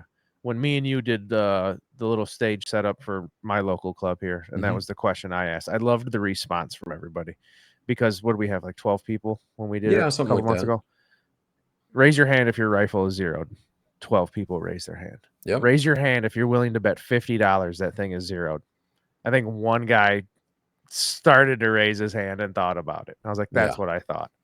Because I wouldn't have raised my hand. Yeah. Even though I think my rifle is zeroed, I wouldn't put money on it. I mean, at 50, yeah, at 50, I would. Yeah. Yeah. But it is a good question, where it's just like, how confident are you in like your ability to it's the performance on demand that we've talked about a lot too, where it's like, okay, give me a quick 6, or like, I'll give you one shot. Can you hit this? Yeah. Can you put one shot when you have to into that clay that's at 50 or 75 or 100? Yeah. Or even 7. Like, can you give me 10 rounds quick on 5 different targets at 7 yards? How fast can you do it? That was something that we had with the challenge bay too, where it's just like I was drag racing other folks, and I really wasn't paying attention to how other people were doing it. But I was in a competition with one of the other staff, Josh, and I mean, we were getting down into like the high 14s, low 15s, and then I pulled a 13.56 out of my ass. Yeah. And then I looked at like the other times that people were pulling out, and it was like 20, 22, 25. And I don't want to say that I was disappointed, but it was like, this really isn't that complicated. You can run it as many times as you want. Like, what are we doing here? Like, this is literally just like, get up here and give me 18 good quick shots at 3 different shooting positions. You know what it is? I realized it was for me because I shot it twice. Mm-hmm. First time I shot it, it was like, I think I was like 19. And it was, like you said, there's, all right, first position, through a little crack in a, fake wall, 1 target, 2 target, 3. Second position, you're just resting on like a sawhorse. Yeah. Just rest the rifle. 1, 2, 3 shots. Then there's a barrel laying on its side. Get down on that. 1, 2, 3 shots. Yep. The first time I shot it, I was just like, all right, just shoot it. Because there were some hostages in front of some shit. Mm-hmm. And I just shot it just calmly, 19. And then I was like, all right. And then I just walked away. I was like, I'll come back later. And then I come back later and Scott's showing me like, hey, this guy's at this much. This guy's at this much. I was like, I trust my zero enough to where I don't really need to stop and aim. As long as the dot's on the target, I'm good. Like red on brown, send it. Or gold, whatever. But that's exactly what I did the second time. I was like, you see that dot on there? Just go. You're going to hit it. You don't have to worry about where you're. Granted, I was a little bit below my dot because the targets were close, but I knew where I was going to hit. I knew within what range between the circle and my dot I was going to hit. Mm-hmm. And I just ran it, like just pushed it. Go. Just pull the trigger, see what happens. And I got 13 seconds, I think. I don't remember. But so 6 seconds faster was a huge improvement on my end. And I was like, good with that. Yeah. It's just, I was 14, 15 seconds. I don't remember what I was. I think But- you were in the you were up there, so you must have been in the 15s. 15 maybe. Yeah. Anyways, improvement. But it's just like the performance. The I other think it's thing, trusting your zero and knowing where you're going to hit. Like you said, it goes Yeah. back to the how confident are you in your zero? yeah, Like, yeah, okay, you shot something at 50 yards, but like you said, where do you all right, the target's 10 yards in front of you. Where's it going to hit? I don't know. Well, you should know. You should know where it's going to hit at 10 yards in front of you. It shouldn't be a I don't know, we'll see what happens. I mean, but honestly, the only reason I know that is because I zeroed at 50, I zeroed at 25, I shot at 100, I shot at 200, whatever. But the first day me and Show got there, I'm helping Mark set up, and they're at the demo base, and there's targets 10 yards in front of you, and I was just like, let me squeeze one off real quick, and I just shot one shot, or maybe two, whatever, and then I was like, okay, I'm in between my circle and my dot. There we go. That's how good. I know that now. Yeah. And so I know my zero. How many people knew that zeroed at 50, what they were going to shoot at 10 yards? I'm not hating on anybody. I'm just saying a little bit of work goes a long way. Confirm at all distances. A little that bit you of have work the goes a long ability way. to. Yeah. Couple of things that I will call out, not as like bad behavior, but just like weird stuff that I saw. Sons of bitches. Oh, go ahead, Paul. People were hooking the like over the top of a rooftop prop. They were hooking the rifle in such a way that under recoil it kicked the mag out. Oh yeah, I heard about that. So it was like on the mag catch, and I've never seen that before. Now, And to be fair, that was a steep roof. it was. If you're It watching was the more video, like a true most rooftop. rooftops are like this. This was Yeah. like a cathedral rooftop. Yeah, I mean, it it was was pretty up there. steep. You could do it, but like you could hook your mag and not engage that. I didn't But even that was try just that was just something that I'd never seen before. So that was a little odd. We had some ports that you had to fire through, and the fastest way to turn a good gun into a shitty gun is to put a whole bunch of crap on it that you don't need. Yeah. If you're shooting a competition, you probably shouldn't have like your IR device, flashlight, backup iron sights, like all of this shit out at the front of your gun. Yeah. Because then you can't get it in and out of ports and things like that. Now, if you're shooting a night match or something like that, like put the stuff on there that you have to shoot it for. But like everybody complains that like, oh, AKs, their forends are so big and out front and all this kind of stuff. They're really not. People just bolt a whole bunch of shit to them, and then they kind of suck afterwards. I always find why is my gun so heavy? the first 4 to 6 inches from your front sight post shouldn't have shit on it. In a competition, because you're gonna put that barrel into something. If your gun with your fucking handguard is 3 inches wide, you're putting that thing in something that's 4 inches wide in a competition. So you don't need your flashlight if you're shooting between the hours of 8 a.m. and 5 p.m. Yes. Get it off of there. A couple other things that I saw, a lot of people like resting their like so like on behind you, you've got the unrivaled brakes that are on there. Yeah. And you've got the new one for the 74 style combo block. I forget the thread pitch that's on there. 24 by 1.5. 24 by 1.5. Yeah. People would rest like you see the kind of like the fat portion behind like the brake, like the comp portion.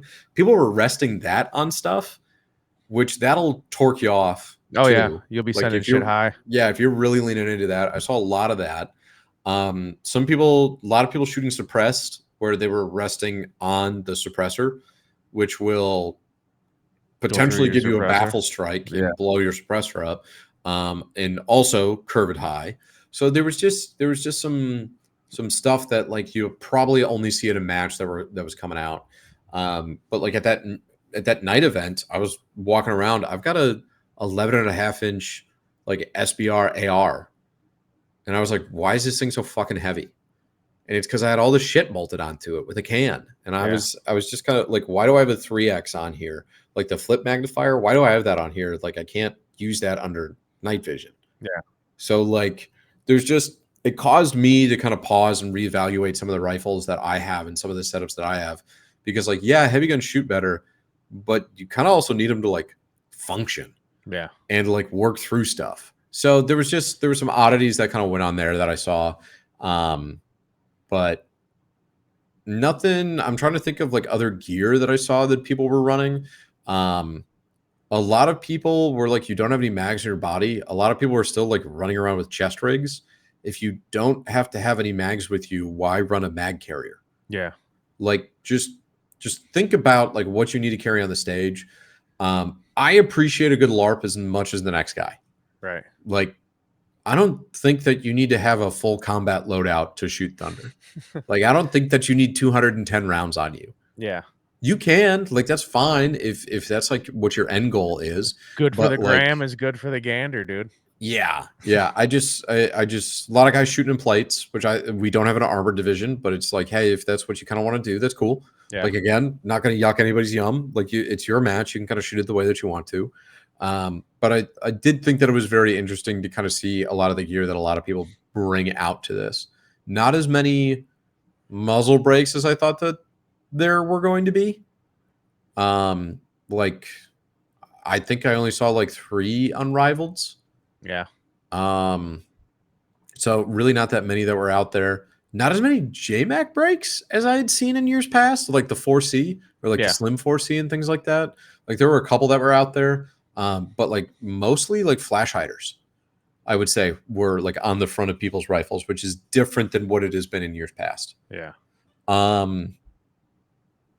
Issue wise, yeah, a lot of double feeds. Yeah. Like a ton of double feeds. And that, my friends, is why I do not bring my 5.56 WBP with the CNC trigger to competition. I might bring my KP9 out for night vision fun because I know that we'll do double taps and I know how to, you know. Oh, you're talking about like the bump fires where it's like that that kind of stuff. No, I mean I've seen legit like oops bump, you know, double tap. Yeah, I saw a lot of that too with people not being able to shoot prone, and then one guy's rifle was just like completely unsafe, and I don't know how he got through a lot of the day for that one. Yeah. But no, what I'm talking about is like double feeds, meaning literally like jams. Oh, jams. So okay. Yeah, My bad. I thought you were saying double taps. My bad. No. But like a lot of people running bad mags. You know what? You know why you'll get double feeds? Because you're messing around with your KNS piston. I seen, not shaming anybody. All right. There's a squad in front of me. It was the stage with, for shits and giggles, 15 targets and 20 damn hostages. All right. That stage. Right. Yeah. This dude was having double feed as soon as he started. Just, you know, pull the trigger, rack it, pull the trigger, rack it, dump ammo out, rack it, pull the trigger, just constantly for like first 10, 15 seconds. That was like his move. Finally, it started running, and then he just hosed everything, taking out hostages, and nobody was off limits at this stage for this guy after it started running. I thought I ran a stage piss. This dude ran super angry. Yeah. But after the fact, he's at the table ripping his rifle apart.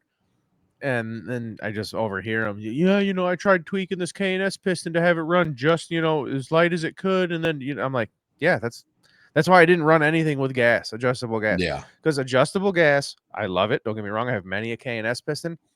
There are so many variables that will mess with your gas systems. It could be the weather. It could be the ammo you're using. You could switch ammo because that happened to me 2 Thunders ago. I was sighting everything in and running everything with actually I got some right here. Some Wolf, right? Some military. And then that was the year I switched to Tela, and it was different. Like the Wolf ran different than the Tela, and my gun was not feeding it. And so I had to, you know, give it a couple clicks. But it's this shit like that I didn't want to happen to me this year. I didn't want any variables with my gas, so I ran just straight pistons, nothing goofy. Because it could be foggy out. It could be a little bit colder. It could be a little bit hotter. It could be humid. And that will, you know, affect. We had some really big temperature variations too, where like when you started shooting in the morning, it could be mid 50s. Oh, yeah. And then by the afternoon, we were kind of in the high 70s. Yeah. So, I mean, there were some differences that went on there too. But I think you're absolutely right with the KNS.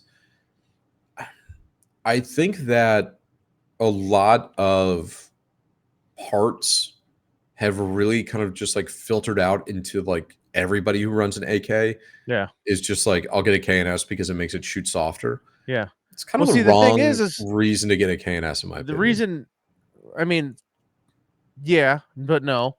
But I mean, that's why I got them. I mean, it's to have adjustable gas, right? It just bleeds your gas off. But most people will tune it to where they think, okay, they'll turn it all the way closed. right? Yeah. Have Mhm. it all the way closed, and then it'll just start click, click, click, shoot, click, click, click, shoot. Oh, it didn't feed. One click back, it feeds. I'm good. No, dude, you give it like 2 or 3 more Yeah, clicks. You you don't gotta do really that crank it one up there. click past feed. I've Yeah. I've made that mistake, and then, like I said, it's like I've shoot anything from, winter KCON to where it's 4 degrees to it's 100 degrees, midsummer somewhere, and you're gonna have to mess with that KNS piston because it ain't gonna shoot the same. Oh yeah. You don't go one. I go like 5 clicks, 4 clicks maybe past when it starts to cycle. I don't Yeah, just ride the thin line. I'm kind of the same way too. So for me, the reason why I would say like don't get a KNS to have it shoot softer is like you still have to put some gas into it. Yeah. And like one of my rifles super overgassed where like I'm hucking brass like 50 yards. Yeah.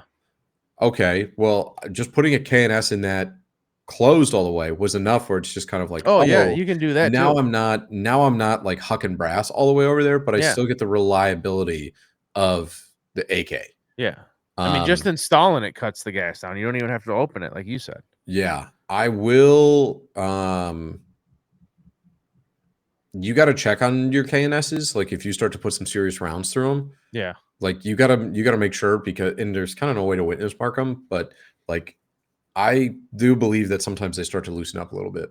Oh, I wouldn't And doubt then it. start to play around on you. I mean, it's like working on a fucking car. It needs proper maintenance. I mean, Yeah. eventually your shocks are going to go out on your car from just hitting too many potholes. I mean, Yeah. it's going to take so much abuse before something starts to go, I'm done here. Yeah. You know? I mean, some other things, bad mags, which is Yeah. there's kind of no excuse for that. I'm sorry. Dude, not in today's world. And I seen a lot of 5.56 out there. There was a lot of people shooting 5.56. Yeah, it was probably 50-50. Yeah. But and when it comes to 5.56, there's 4 years ago, yeah, okay, you had, but like you say many a time before, Paul, we live in the golden age of magazine selection right now, and we do. But that's why also I don't fuck around like that. I have 3 bakelights that I use for competition. That's it. Yeah, I have like new mags. Yeah, I have this fancy, 40 or what the hell is this? The AC Unity. I've got those fancy, long Yeah, the boy like quad Bulgarians. stacks and all Yeah, that kind of stuff. but Yeah. like I am not using that in a competition because I have 3 bakelights that I use, and I've always used these 3 bakelights. They always work, and Mhm. I'm not rolling the dice on. I just got this new 40 rounder because I did that last year and it fucked me, Paul. I did that last year and I'm Yeah. not doing it Yeah. again. And also if you've got a bad mag, huck it. Yeah, get it out Like, of I here. just don't. Oh, it's a training mag. No, it will Yeah. find its way into your bag, and then it will screw you Yeah. when you least expect. But it cost me $15. Cool. Yeah, cool. Yeah, Cool. like Get rid of it. just Give it to your friend. yeah. Give it to Brandon. That's just You kind know? of the price of doing this stuff. Oh, I won't get into that. But a lot of people, more so this year, I almost felt like showed up and their guns just failed. Yeah. Like it just I failed. I heard of a couple of them. Brandon's gun went down. I seen there's another guy on our squad. We I had a think lot of his broken gun went firing down. pins. We had stuck bolts on Mosins. We had a couple of we had one where like the I heard there the was a trigger slam fire. spring failed. We had some slam fires. We Yeah. had some Broken trigger pin is like my worst nightmare in a competition. Granted, it ain't gonna take long to swap it out if it happens, but I don't carry an extra one. I'm always worried it's gonna happen. I was surprised at how many people were. I was like, this. Why would you shoot this? Yeah. Like this, it doesn't make sense. And I'm not trying to rag on anybody, but like, why not just get like a quality gun? Like it's not like a quality rifle is completely unobtainium right now. Right. Like you can get a parts kit and get that built. There's a lot of reputable builders that are out there right now. If you have a rifle, okay, that can't, it goes back to the car thing. It's proper maintenance. Like, yeah, I don't like taking all right. Like I said, I went to the range a few times last week, right? Right now, I don't clean really. I give my guns a once over, and that's just me running a bore snake through it, wiping the old grease out, putting new grease in. That's what I do. I deep clean like this time of year. Yeah. Like I'll put shit, I'll soak parts. I'll go through shit. I'll really clean them out, re-grease them up, and then I'm ready to go. But like, you got to look at shit every now and then. Like this 103, Mhm. I have inspected that thing thoroughly all the time because I'm like, this thing, something's going to go. Yeah. I mean, it's got some miles on it. Something's going to go. And like I said, I don't have a firing pin for that. My firing pin would have took a shit on that thing this last weekend. I'd have been, oh, cool. Yeah, we're Well, I done. guess I'm not shooting that. So, but like, give it a once over, man. Just if you can't find or at least tune your thing up to shoot, what was the round count? 350? Yeah, 300? something like that. Yeah. Come on, man. What are we doing here? And Yeah. it's like, I might even trust a PSA to do that. Yeah, I would. I would saw a lot of GF3s. Yeah. And I mean, there's some that are out there that have some serious round counts. I mean, like our boy Logan, right? No. Yeah. What's his name? Yeah. He had a running Visca. Visca. He's Dude, not running tons of anymore. Viscas out there. Now I think he's got a WBP now, but he ran a Visca for like, I think first 3 years I knew him. Mm-hmm. And it worked. And I'm not condoning anybody to go buy one. But Man, proper maintenance, dude. Proper maintenance. It's so hard with those because it's just like, okay, confirmation bias, but then online there's also a ton of people that are having issues with them, and not Viscas, but even like PSAs. You know what's crazy though? Not tough. to cut you off, but you say it like this. Okay, online there's a ton of people having problems with their PSAs. You don't have people online in a chat room giving a thumbs up for every time their PSA is fine. Right. You only hear from the people that it's bad they're with. bad. So you're like, I was just in a chat and there was 10 people in there saying their, PSA took a shit. But where's the other people saying, you know what, mine still works? You don't get those comments. But I will say that like when you listen to somebody who like can actually like break down like the rivet patterns and like the tech package that goes into some of them. Yeah. Like from that, it's like, okay, I can tell that like you're setting yourself up for potential problems with these.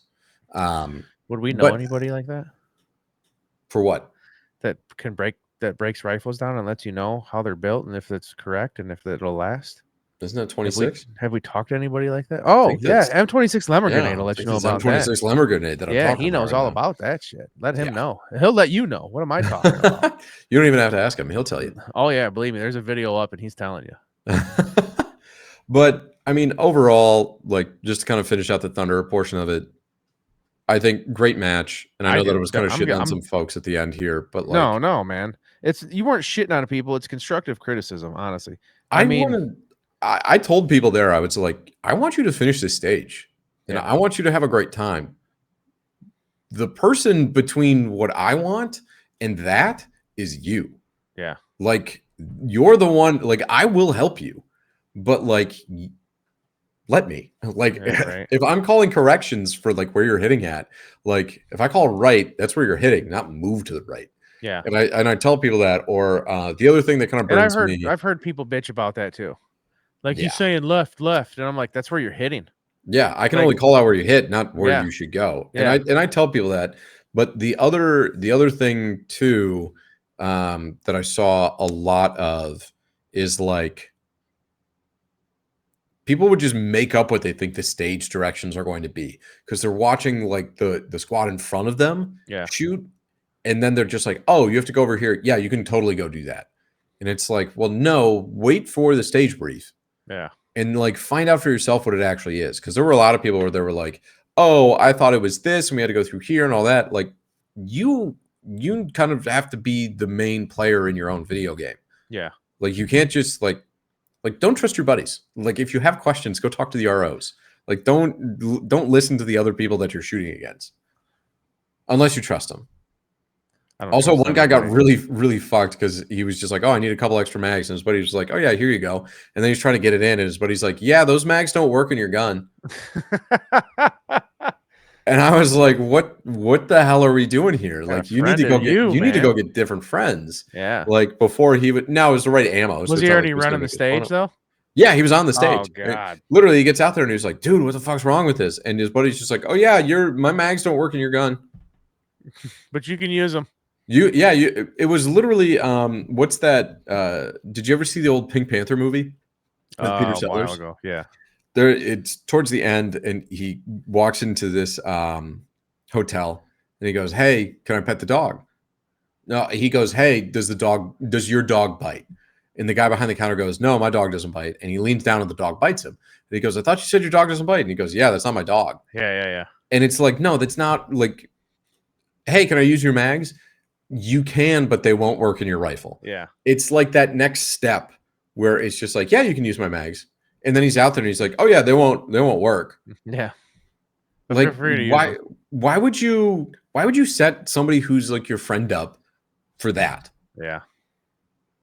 And it wasn't like he was like laughing or like they were having a like and the guy was like his first competition. I was like, "Hey man, you should like we're gonna because it was literally like the load and make ready portion of it." So I was like, "Throw those away. Like, do you have a couple of mags here?" And he was like, "Yeah." And I called one of the other ROs over and I was like, "Can you just like load mags for him so that he doesn't have to borrow his buddies and get like fucked on this?" He was like, "Yeah, I can do that." But that was the other thing that just stood out to me because I was like, "Dude, go get different friends," because I can't believe that this guy just did this to you. The guy was trying to win, man. I guess. Well, that was the guy that I think he wound up winning the award for like your gun's gonna blow up. Oh, the hell was Ticking that time called? bomb award. The ticking time bomb award. Yeah, which I kind of like, but he won that 2 years in a row. He had a He's barrel gaming split. it, dude. He had a barrel split last year. Jeez. Not like, oh, it's separated from the receiver. Like the barrel developed a crack and split down the length of the barrel. Good Lord. I don't know how something like that happens. Oh, it was from a kit build. Oh, well. Okay. Original barrel. Like cool, but like how did we get here? Yeah. That's what I want to know. How did we arrive here? Well, like I said, Paul, I thought it was a fantastic stage or fantastic match. And for some reason you're listening, be on the lookout for next year because it is a fantastic event. It's awesome. We will be doing there. it again for sure. The only thing is I can't tell you when it's going to be. But be on the lookout. Hopefully I'm sure we'll be talking about it. Yeah, hopefully it'll be kind of the same time frame. Like September's pretty good. Hell yeah. Works for me. And I just want to give a shout out before we end this to my guy, what did I say? Steve Bemis. Right? Yes. Yeah. Good old Steve Bemis. That's my guy. He's just some older fella who's been at Thunder ever since I've been there, and he always has kind words to say to me, and he's a good dude. And he sent me some pictures via email that he took of me and my homies at the competition. Hell and yeah. Steve, I don't know if you listen to this. I don't know if you watch this, but I appreciate seeing you every year, buddy. You're a good guy. But Paul, you got anything else about how wonderful Thunder on the Tundra was, or anything else that's on your mind? What's with everybody where they're talking like 545 is coming back? I don't think it is. It's not coming back. I've even heard people still in the Palmetto's supposed to be making it. I'm like, where have you been? That's like they're done with that. Yeah, Palmetto gave up. I don't even think Palmetto makes 76239 anymore. I think they did, and it was such dog shit that they were like, yeah, we're out. Because I mean, hold on. I'm just jumping on their website. I'm not 100%, but I'm pretty sure they're not doing the 7.6. What was that shit they made? The Soviet arms ammo or something like that? Oh no, they're still making it. Oh, they are? Yeah. I heard it wasn't that good. It's 47 cents a round. Well, Paul, if we're talking ammo here, we got to bring it up. I am a teleman at heart because I don't know. Like I said all the time, I've been shooting it for years. It's never malfunctioned. It's always reliable. It's always available, and it's always affordable, ladies and gentlemen. That's Tele Impex ammo. Save some green by shooting some green. There you go. Yeah. What is it? Do not go to teleimpacts.com. Yeah, don't use this code. Put 1,000 rounds of ammo into your cart. Do not use Savage 25 at checkout. Because it will not do anything for you. It won't do anything for you. Nothing. It won't work out. It's a running gag. Ha. Have you ever seen the movie Grease? Absolutely. Where John Travolta turns to her, don't make me laugh. Ha, ha, ha, ha, ha. He does it like the diner or something like that. That just always just gets me. Yeah. Because it's so fucking stupid. Well, that One of- movie. That movie was when I first seen it when I was younger, I was like, all right, because like sounds weird, but I was a fan of some musicals when I was younger because my mom watched a lot of them. Yeah. But Nothing wrong with that. that movie, I was like, okay, this movie's not terrible. It's a little dated for me as a young man. But once that car flew off into the sky at the end, I'm like, wait a minute, why is that car flying off into the sky? This movie seemed semi-believable up until then. Up until that point in time. Yeah. And I was I like, think it's because they died. that's whatever I've heard that online. People say Yeah. that, like in the funhouse. Yes. Yeah. Yep. I truly believe that that's actually what happened. That's weird. Well, they weren't in the second episode. There's a Grease 2? Yeah. You didn't know this? Is it greasier? It's I think the only person that's in it is the broad who was the beauty school dropout. The one with the squeaky voice. And like Oh, nobody yeah, else is yeah, in yeah. it. But it's That's all one about of the that's it's one of all the about all-time motorcycles now. It's not about hot rods. that is one of the all-time movies where it's like, what are these 40-year-olds doing pretending to be high schoolers? Yeah, I actually saw something on TikTok the other day. I was just telling everybody's age, how old they were in Greece. And I was like, good Lord, some of them were in their 30s. Okay, I gotta look this up quick. Hold Yeah. on. Like especially like Balmudo. That dude wasn't in high school at all. I think he was like early 30s. I think that's the guy where he's got hair like mine. Okay, Danny Zuko's 18. However, John Travolta was 23. Believable. So that's Sandy, 17 or 18 in Greece. 29? Okay. Oh yeah. That's Olivia Betty- Newton-John, ladies and gentlemen. It is. Betty Rizzo, 18. She was played by 33-year-old Stockard Channing, Yeah. one of the all-time names. Kanicki? Kanicki. 17, 18. Got a hickey from Kanicki. He was 26 at the time. Was he in Wings? I don't know. He might have been in Wings. Can't remember that. Marty, Maraschino. 17. She was played by 21-year-old. Ooh, 18-year-old Sonny. 31.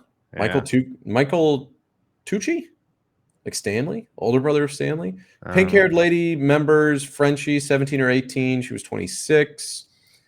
Goofy T-Bird, 17 or 18, was actually 27. You got to get the Balmudo, dude. How old was Balmudo? Belmudo. Putzi he was 20. Okay. Belmudo. Here we go. Hit me. Okay, he was 30. Yeah, all right. But that's a rough 30. Okay, not That was a being rough 30, 30, dude. Yeah, being 30 in like 1975. Yeah, you looked like you were 50. You look you were Yeah, ready that's for 50. retirement. Yeah, you're ready. That's like That's dudes in the 80s that pension were collecting. like 25, looked like they, been working the railroad for years. Yeah. Well, that was before the invention of sunscreen and anti-smoking ads. Yeah, no shit. I I get complimented for how young people think I am, and I'm grateful for that. Thank you very much. Yeah. I thought we were the same age for the longest time. We kind of are. Me too, because you're smart. And I'm like, this guy's been around. And I'm like, holy shit, he's young. It's the hair. Cha-Cha, who was supposed to be 17 in the movie, was 29 at the time. Yeah. A lot of smoky eyes here. But yeah, who was the one that really, there was one guy that looks really rough in the movie when they're It's coming down Balmudo, dude. I'm telling you. Belmuda looks that way, but no, it's the Sonny Latieri. Oh, yeah. Yeah, there's one where they're on the stands doing the like tell me more bit of it. Yeah. When he's coming down there, it's like this is a 40-year-old man. He's gonna hit it. Because when he's stepping down, it's like I can see the knee pain. Yeah. Like that is not an 18-year-old knee pain. And this was before like Ben Gay was a thing. He was just suffering through it. Preparation H had just been invented too. Yeah. So I mean, they were slathering that thing on everything. They didn't know what it worked for. Yeah, they're putting Robitussin on it. Robo. Oh God, the Robo. But before we go one more time, I just want to show everybody my coin. They were super cool. I would also not to squeeze on it too hard, but having a little challenge bay off to the side where then it's like not just tied to like how you Placement. shot the entire match, but it's Yeah. literally just like one thing to like go. It gives you a kind of chance to- recognize a couple yeah. more people. I nice. think it was pretty nice. It gives you a chance to, you know, hold your head up high on, you know, yeah, okay, I shot like shit, but I got this challenge coin. Yeah, because You know? literally you could suck the entire rest of the day, but it's like, hey, for one thing that you could shoot it a couple of times, like Yeah. get somewhat decent at it. You know, I liked it. I really liked that. It was worth it. I think Scott did a great job designing it too. So yeah, I was really happy with the way that it turned out. Well, Paul, we're at a minute 39. It's 9:40. I should have been in bed a while ago. I don't know if I'm going to work because I have back pain from messing with kettlebells. Benge! Yeah. Yeah. Don't make me get the icy hot. Dude, if anybody hasn't swung a 30-pound kettlebell in their life and they decided it was the time to go into the gym and start doing kettlebell swings, take it easy. I got mine right here. You got a kettlebell? Yeah, I got it right here. See? Oh, yeah. How heavy is that? 25. Yeah. Be careful with that thing. Be careful with that. Deadly weapons. Dude, you start doing about 50 kettlebell swings with that, and you're like, this didn't even do anything. And about 10 hours later in the day, you're like, tight. My back is tight. That's what happened to me yesterday. Oh, one of the funniest things just before we go is making the guys drag race push-ups and sit-ups at the end to try to win the Krebs handguards. That was pretty funny. Yeah. That's probably one of my favorite things at Thunder is where like you're kind of getting ready to like present all the awards and things, and then you're just like hucking mags over walls. Wait and how a minute. crazy everybody goes for that. I think it's pretty fun. Oh, wait. Hold on. What's this quarter pounder doing? What's this double quarter pounder of cheese doing on my pocket?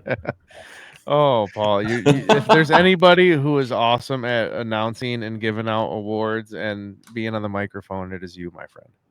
Well, hey, I appreciate that because I felt like I kind of fucked it up a little bit. Somebody asked me to do crowd work and I did the classic, say, where are you from? Yeah. That's my hometown. That's my hometown. Dude, Say. that was awesome. Oh, you're from Sheboygan? That's my hometown. Where are you from? Madison? Say, that's my hometown. Where are you from? Anchorage, Alaska? Wild. That's my hometown. You did a great job, Paul. Thanks, man. And I loved every minute of it.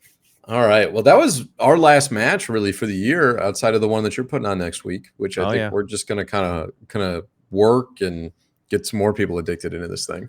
Yeah, hopefully I can get some people addicted, and hopefully these older guys that are in charge of this range. I'm a now certified board member trustee or whatever the hell they called me. Congratulations on your recent promotion. I guess. I don't know. All I know it means I can run for office, and I don't want any of that responsibility. But hopefully I can get something going at this range, and we can really start doing some good rifle stuff here as well. Run for president and then install yourself as a dictator. Just take over. Just take over. Just be like, this is my new cabinet. You guys are all fired. And just outlaw revolvers and all types of shit. Like, you can only have more than 10 round mags.